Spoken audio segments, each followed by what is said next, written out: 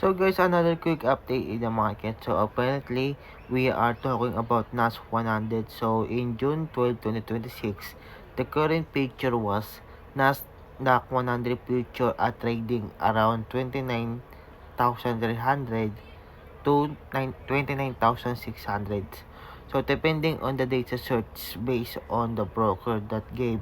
So if we talk about the Nasdaq or E-mini Nasdaq in the future, apparently we are in we are in 29,557.70% price market. So this means that the market went down to 28,000, which is considered as the downtrend or the biggest downtrend as an intratrader. But if you are a swing trader or in position trader, then you are not being affected. So right now, as June 12, 2026, the market is now experiencing a bullish or slight bullish according to my technical analysis.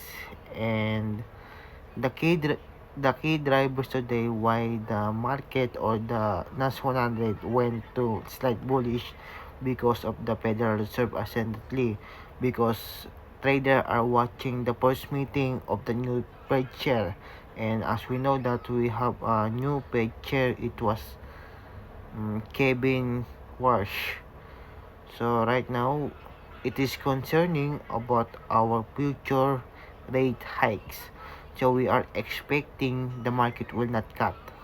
The market will is either stay or the rate will be hike.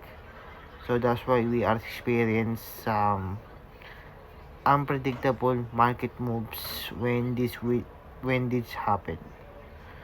So the second one was Apex X, which is the IPO.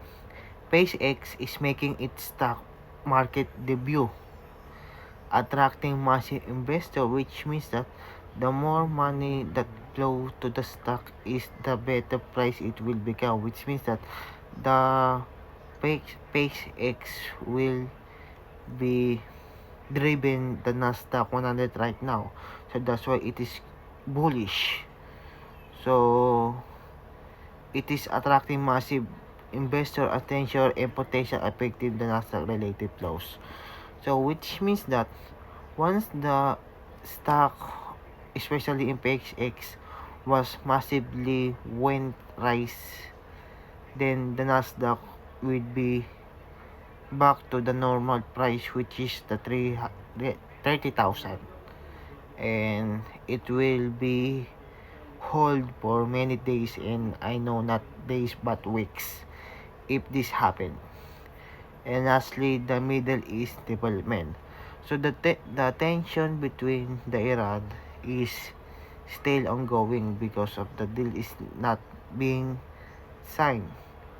So right now we are still aware that it the Strait of Hormuz will be closed. So we're still monitoring.